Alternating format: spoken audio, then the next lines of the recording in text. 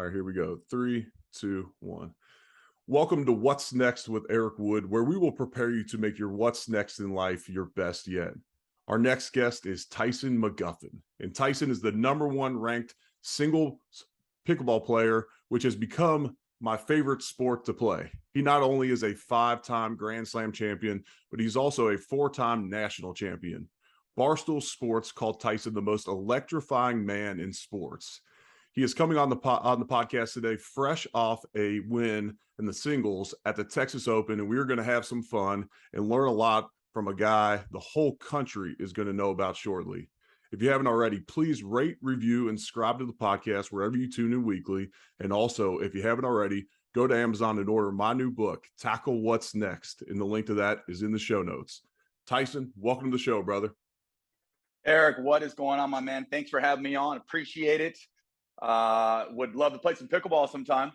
Dude, we got to make that happen. We got to make that happen for sure. I'm definitely getting you on my team when and we'll hustle a bunch of people. Hey, tell me, so what is your level, brother?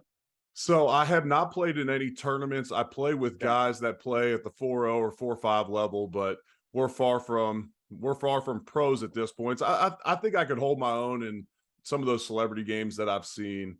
But I mean, you guys that play every single day, that play on the professional level, it's like when guys see professional football players and they're like, oh, I could do that. Or, if I didn't hurt my shoulder in high school, I could have done that. It's like, yeah, there's a big difference between the guys who do it for a living and the guys who play it, even in competitively in a local tournament or whatnot. But I want to hear about your journey in athletics that led you now to being a professional pickleball player. Yeah, so I'm the youngest of 7. Grew up in a small little town in central Washington called Lake Chelan. My dad was an orchardist. My mom had a restaurant. There's 6 brothers in my family and 1 sister. I got beat up on as a kid by all my older bros. Anytime we were eating food, a big old plate of or a big old turkey would pop on the table, and basically it was who could try to eat the fastest, right? And but yeah, man, grew up in central Washington. Dad was a wrestling coach. All my brothers wrestled, even my sister wrestled. And I started wrestling at the age of 5, and found tennis at the age of 14. And my dad was my wrestling coach growing up, so honestly, being the youngest McGuffin, having my oldest brother wrestle in college, I think my dad definitely wanted me to wrestle in college. I was his last son. And actually my dad, shame on him, introduced me to tennis. And at the age of 14, and it was kind of funny, he used to play tennis with all these wrestlers or all these wrestling coaches on like Sundays at this resort in Lake Chelan. And it was a bunch of wrestling coaches that would just hack at the ball, right? And anyhow, one thing led to another. I ended up falling in love with tennis my senior year. Or actually, I ended up winning state tennis my junior year and my senior year. Senior year, the plan was to win state in wrestling and to win a state title in tennis. I ended up losing in the semifinals of state wrestling and ended up taking 3rd or 4th. And anyhow, so senior year, I ended up taking a tennis scholarship over a wrestling scholarship, broke my dad's heart, and played a couple years of junior college tennis. And after that, taught tennis for about 10 or 12 years. Was a USPTA pro. Worked in Central Washington for a little bit, and then moved to Coeur d'Alene, Idaho, about 5 years ago. That's where I met my princess, and now we have 4 beautiful children: 15, 8, 2, and 1. So we are more than busy. It definitely takes a village to handle all those. But yeah, I found pickleball at the age of 26. It was back in 2016. And within about 6 months of playing, fell in love with the camaraderie, fell in love with the family-oriented feel, fell in love with how it was complete opposite from tennis. There wasn't a whole lot of status. It was super down to earth. I could relate. And everybody was just super embracing. And I started playing tournaments, and within about, a couple months, I played a guy that was about top 10 in the world, and I played him pretty well. I played him pretty tight. And right then and there, I'm like, you know what? I still got plenty of fire left in me. and I ended up resigning at my job and went on the tour, started playing professionally, worked for a camp business for a little bit. And anyhow, so I've been playing for the last 7 years now. I've been ranked as high as number one in the world in singles and doubles. I currently own my own camp business. It's called Tyson McGuffin Signature PB Camps. I also have a YouTube channel called Tyson McGuffin Pickleball. I have a podcast just like yourself called The McGuffin Show, and I am more than blessed, brother. It's been a great journey. And pickleball, where it's at right now is night and day from where I started back in 2016. For the first couple of years that I played from 16 to 18, there was no tour. It was a bunch of rinky-dink tournaments. Nobody was getting appearance fees. It was a bunch of live stream on people's phones that would just post on Facebook. And obviously, now we're starting to see DraftKings just partnered in with the PPA Tour. I play on the PPA Tour. We have competing tours. We have competing leagues. There's big brand endorsements coming in. And PPA has a couple different TV deals with Tennis Channel and Fox Sports 2. And anyhow, I'm just happy to be a part of it. And it's been a fun ride. No doubt about it. A couple things on your story. I read that you were a wrestler starting out, and it's amazing. Like, even if you don't take those wrestling skills with you into whatever it is, that discipline that wrestling takes, that translates to everything. Sean McDermott, the head coach of the Buffalo Bills, he was a former college wrestler and football player, and he loves drafting wrestlers because he knows that they're going to have that personal drive. You're constantly cutting weight. You're doing so much that's unseen from the mat. It relates to every other sport as far as the discipline goes. So likely that served you, even though you broke your dad's heart. That wrestling background likely serves you in most that you do now. And you talked about how pickleball has blown up now, but in 2016, when you're introduced to the sport, it's not what it is today. So when you told people, hey, I am going to kind of scrap the tennis pro gig and I'm going to go try and pursue this professionally, did people think you were crazy? Complete crazy. Right. Crazy. There obviously wasn't a whole lot of money in the sport back then. It wasn't all that professional. There was no established tour. So yeah, I just kind of blindly was, threw a dart at the wall and said, let's try it out. I wasn't quite good enough to make it in tennis, and yeah, man. I mean, honestly, it's been such a cool ride. I met my wife through pickleball. I have a lot of awesome friendships that I've met through pickleball as well, and yeah. So I mean, I think there's I hear of so many stories of people playing pickleball and falling in love with the community. And it just works in so many different ways, whether it's physical fitness, gaining confidence, feeling a part of this whole new community. So I think it touches a lot of people. Yeah, no doubt about it. And oftentimes when you start something, people are going to think you're crazy, but then you go after it. And now no one thinks you're crazy now that Gary Vee bought in and Durant and Brady and all these guys have bought in now it doesn't look so crazy. And that's Now it where, doesn't look so crazy. yeah, and that's where so many people are hindered by other people's opinions in life. And then they wouldn't go chase their dreams. They wouldn't say, hey, man, I'm just going to go give this pickleball deal a shot. You were in your 20s at the time as well. I often encourage people, especially through their 20s, to go try something. You don't need to go work a 9 to 5 behind a desk working for someone. At least go out and get in sales and go take some commissions and have a chance to make some real income. But go out and take a chance in your 20s. Go out and pursue professional pickleball. Go pursue your dreams and don't give a crap what other people's opinion is, because you don't know how it's all going to shake out. And obviously it's worked out for yourself. And I'm just interested. I know what our schedule was like as a professional football player. What's a weekly schedule like? I know that you still have your camps and everything else you have going on, Right. but what's a normal week? And you're also a husband and a dad of 4 kids. So what's a normal week look like? And let's say, tournament kind of on the horizon as well. So you're prepping for something. Yeah. So I think first and foremost, I would not be the man I am today without my dad. And I credit a lot of my success to my dad and to my wife, honestly. Like, my wife is my support system. She does everything for me. My mother is our full-time nanny, so she helps out a ton as well. So, I have a very good team around me. I have a lot of smart people around me. I have a lot of, high-end entrepreneurs around me as well that really put me in a position where I make smart business decisions. But yeah, a normal week for me while I'm home. I have a trainer at home. His name's Craig Feisner, ex MMA guy. I'm a big UFC fan, obviously wrestler at heart.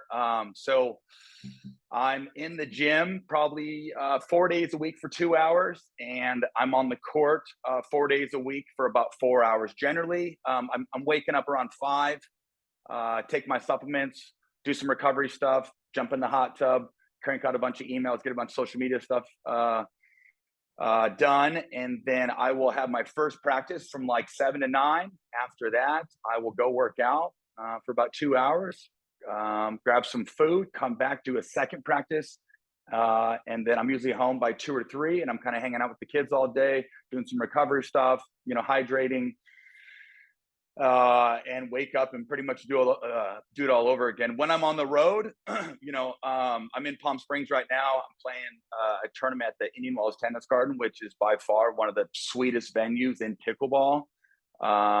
So it is Tuesday right now, so I'll probably I'm gonna have a breakfast here pretty soon. It's about 7:15 right now. I'm gonna practice today from like noon to 2, grab a late lunch, and then go back and do a second practice from 4 to 6. Tomorrow, I have some media stuff at the tournament, so I'll do some media stuff. I'll get a practice in the morning, and then the tournament starts Thursday through Sunday. So a lot going on, brother.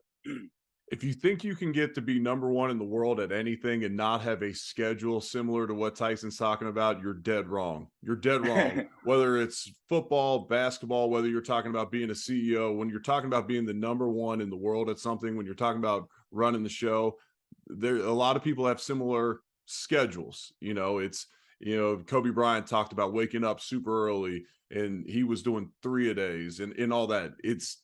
It all correlates, and I expected to hear that from you. I hadn't heard you talk about that weekly schedule, so I was interested to hear you talk about that. That's interesting. So when you talk about these 2-hour practice sessions, this is for someone who's looking to get better at pickleball himself.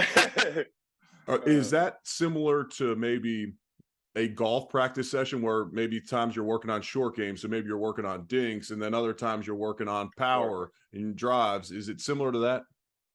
Yeah. So, unfortunately, in my area in North Idaho, beautiful area, Lake Coeur d'Alene, there's just not a whole lot of players up there, if you know what I mean. So for the last 7 years, brother, like I've been doing things by myself and with players that are really not even like in the top 50. So I've kind of made do with like what I have. So I'm getting a little creative at the moment. But usually in the mornings, I'll spend like an hour and a half on the ball machine. I have an older gentleman who's just a big fan of mine that tends to pick up a lot of balls for me, as we're doing ball machine work. And then in the afternoons, I'll bring in somebody where we can do live play. It's more live situational, tactical stuff. So generally mornings, it's drilling, technique oriented, getting lots of reps, but in more of like a non-competitive setting. And then afternoon, it's more, tactical based, live situational games. I'm trying to feel pressure. And, with me not having high level bodies around me, I do a lot of scoreboard pressure where we'll play games and I'm down 0-6, 0-8, game to 11, and I'll just put it on myself. And I'm a huge believer that if you can deal with pressure in practice, it's only going to benefit, come tournament time, because pressure can be your best friend. It can also be your worst nightmare, right?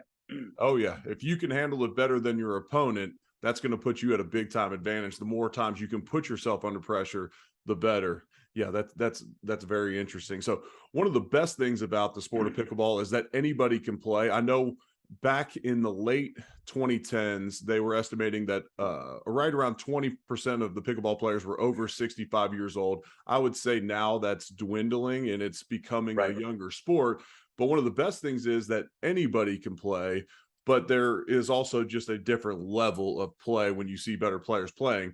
So explain this to me from your point of view. What's the difference from someone that's good and a professional? You see the guy that maybe wins the local tournament, but what separates him from the guys that you're on tour with? Yeah, a quote that I always use is, "It's easy to get great, or it's easy to get good in pickleball. It's tough to get great." Right. So the beauty about the sport is, I mean, I taught tennis for 10 or 12 years. I mean, for me to take a 3-0 in tennis and to get them to a 3-5, I mean, it may take 2 lessons a week, 6 or 8 months, right? I teach these 2-day boot camps, and I can see Dorothy, who's 62 years old, and she's a 3-0. Maybe she's not too mobile. After 12 hours, we can see Dorothy,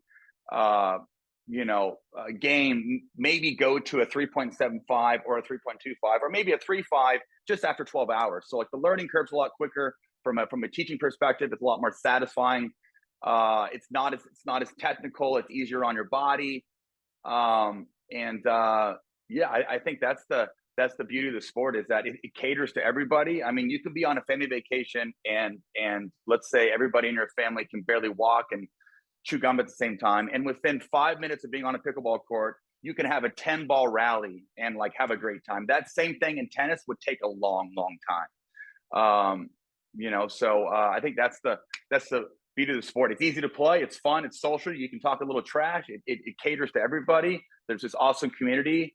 And it's a really fun time to be in the sport right now, because there's a lot of people that are volunteering their time, giving up their time just to help out. And it's awesome, man.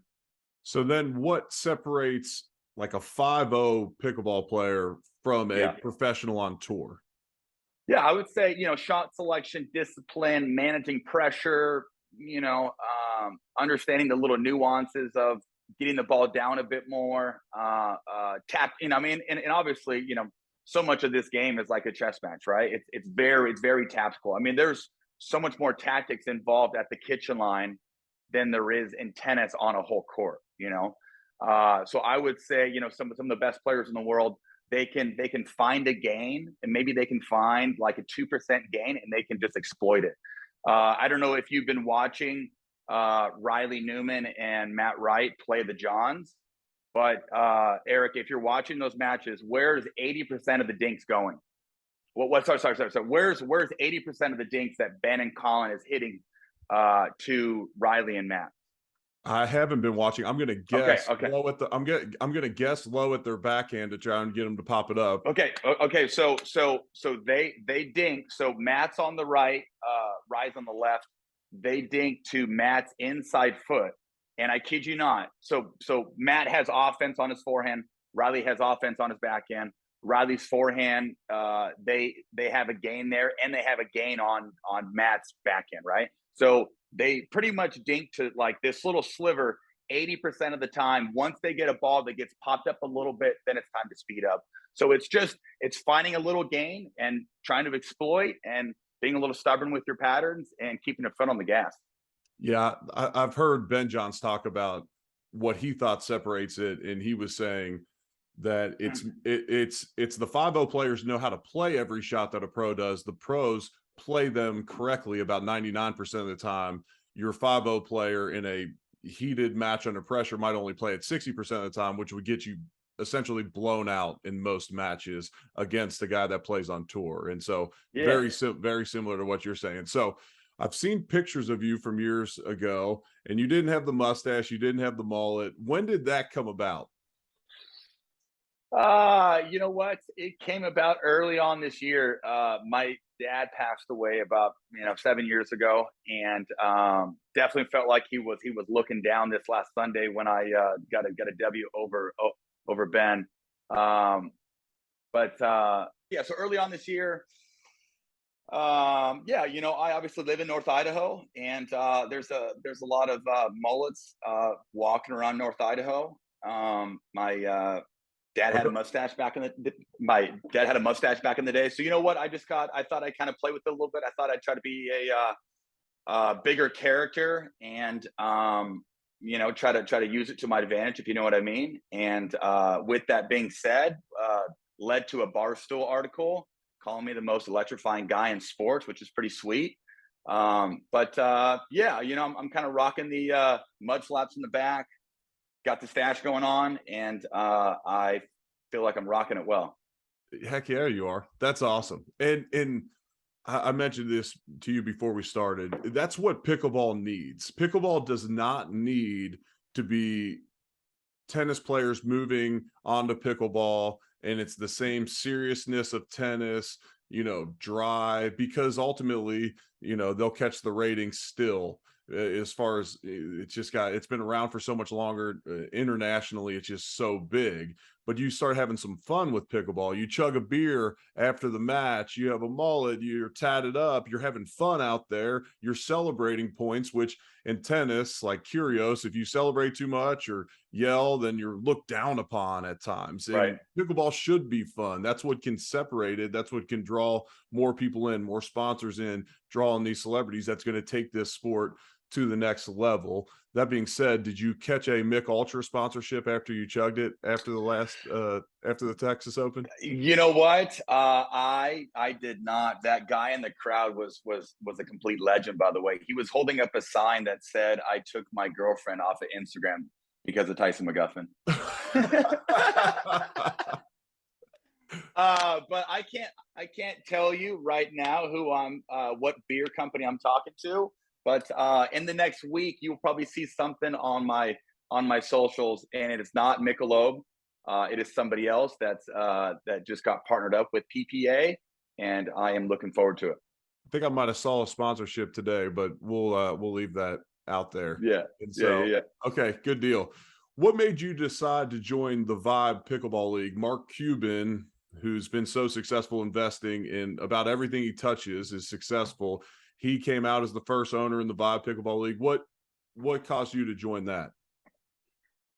Yeah, so Vibe is part of PPA. I'm a PPA contractor player. It was the first time. Last year was the first time ever in pickleball where the players were offered to sign contracts.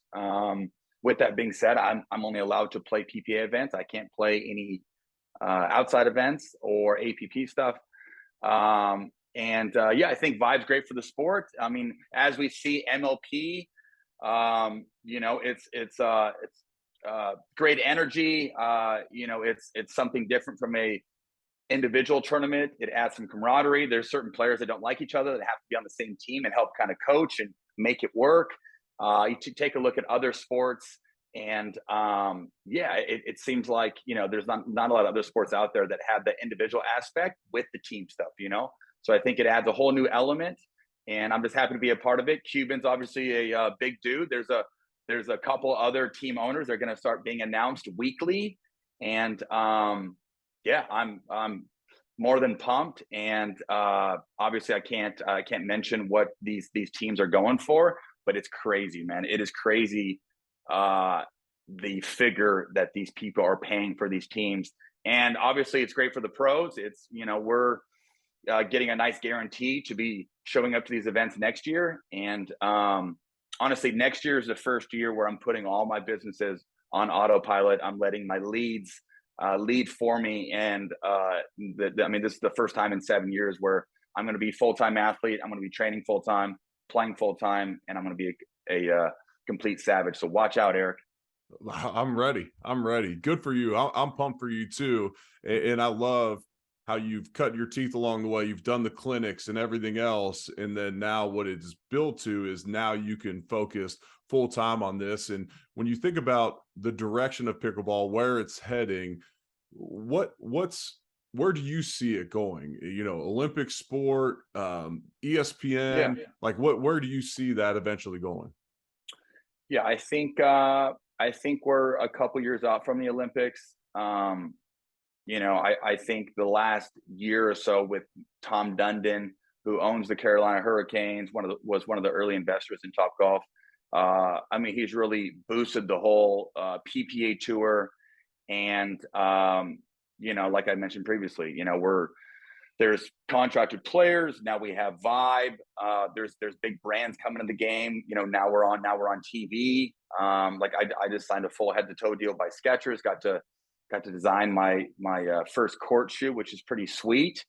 And yeah, I think I like right now. I would assume players like in the top 5 are making a pretty good living playing.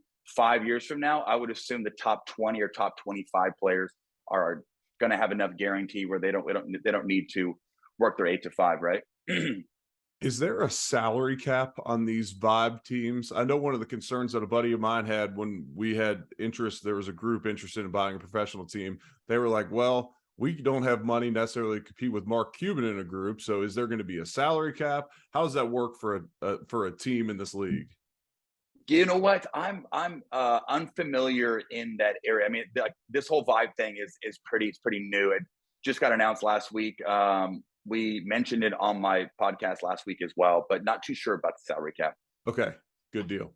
All right, so I have a few recurring questions, and then we'll get you out of here. Yeah, yeah, for I'm sure. not sure if you're a reader or not, but if you are, do you have a favorite book?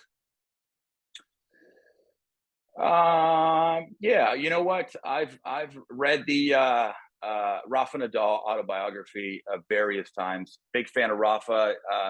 The way I fight, the way I compete is very much like a Rafa. You know, he was my hero growing up, and yeah, just I I love athletes that are just pure effort, man. Pure effort, pure hustle. If you take a look at my photos, if you take a look at me as an athlete, me as a business person, me as a dad, that is me to a T. So I just appreciate athletes that put in the work and do things the right way. Yeah, my tagline's always all heart, no skill, whether that's golf or All pickleball heart, or no skill, football. baby. Yeah, that's what I used to always say. Love And it. then Love it. That's awesome. I had a teammate that always be like, "You don't think maybe like you offend God when you say that, and you're 6'4" and you look the part, as far as being a professional football player." I'm like, "Yeah, I get it. That's just my mindset, though. I'm just Right. ready to outwork everybody." What role does your faith play in your life? Plays a very big role, brother. You know, uh, and actually after my dad passed away, I got very close to God. Mm. My wife grew up very religious, and yeah, we obviously have four kids. We want to raise our kids the right way, and we want to push them down the right path. And no, so we're more than blessed, and I would not be the man I am today I without the man love above. I love that. I love asking people this question, especially when they're youngest of a bunch of siblings like you, last of seven. What was your first car? Oh, my first car was a Chrysler LeBaron. It was like it was a 1990 convertible Chrysler LeBaron. My dad paid like $1,500 for it. I was 17, and it lasted about 4 weeks. And actually, I was on the way to a tennis tournament. It was my first time driving to a tennis tournament by myself, and the car broke down. You believe that? Come on, Dad. uh, That's fu- after that, I after that I got a Honda Accord, and as we all know, Hondas freaking last forever. And I kid you not, I drove that Honda until it had about 350,000 miles on it, and wow. lasted me about 10 years. Yeah, I my first car was a Honda Accord. It was an old one. And the night before I was going down to the University of Louisville, I had no scholarship offers. I only had one scholarship offer to college, and it ended up being to Louisville. I was trying to drive down from Cincinnati to Louisville for their football camp and try and get a look. And my car broke down the night before. My No way. brother had stuff to do. My dad was like, I don't know what to tell you. And so I skipped it. And by the grace of God, I still got a scholarship. But yeah, my Honda did break down. And but I had some really good memories, and that's why I like asking people about their first car, because it just takes you back to an awesome time in your life Yeah, generally. yeah. No, I mean, shoot. After college, I had my Honda throughout college. After college, I ended up getting a job in Houston, Texas. I drove my Honda all the way from Seattle, Washington, down to Houston. It was about 38 hours. I think I stopped in Salt Lake the first night. Stopped in El Paso the second night. And I mean, gosh, I mean to get from like the top of Texas down to Houston, it's like 10 hours. Right. Um, it is. It's such a big state. But anyhow, I drove that car everywhere, man. A lot of That's good memories cool. in that car. What's your Yeah. favorite restaurant? Favorite restaurant? I'm a Korean barbecue guy. Nice. I eat fairly clean. Love me some spice as well. So I usually do the bulgogi beef and the short rib, with all the little small dishes and some rice and a ton of sriracha, and call it a night, brother. I love it. All right, last one for me. This is what's next with Eric Wood. What's next for Tyson McGuffin? What do you have coming down the line for you? Just as far as like tournaments and business and all that. Yeah. Yeah. Yeah. So I think, I mean, I want to leave the sport knowing that I did everything the right way. I was disciplined. I trained my butt off. Like I mentioned previously. I mean, next year is the first year where I'm going full time athlete. And the plan is to really like try to get 2 or 3% better. I'm number one in the world in singles. I'm top 5 in men's doubles and mixed doubles. But the end goal is to really be in that top category, or I guess be at the top in all 3 categories. And then on the business side, to really educate people about pickleball, keep putting out modern philosophy content, be at the top of the game in content and teaching.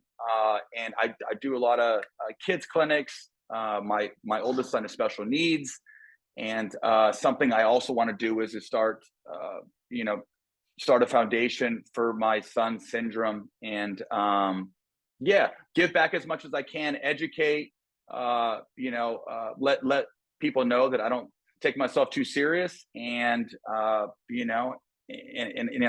just want to do everything I can to, really be the best guy. I love that. Love that mindset. I love that perspective. Love the mindset of wanting to give back as well. For everyone tuning in, make sure you follow Tyson on Instagram at Tyson McGuffin. Check out his podcast, the Tyson McGuffin Show podcast. Check out his coaching, his camps, even though hopefully next year he won't be running those himself, but you can go attend those. I've known people who have, and it's been extremely beneficial. Check out his videos. Tyson, I can't thank you enough for your time. I know how busy you are right now, but it's things like this that move the needle forward for your sport. So I appreciate you taking the time out here today, and I wish you the best of luck, brother. Eric, thanks again for having me on. Look forward to playing some pickle in the future, and take care of yourself, brother. Absolutely.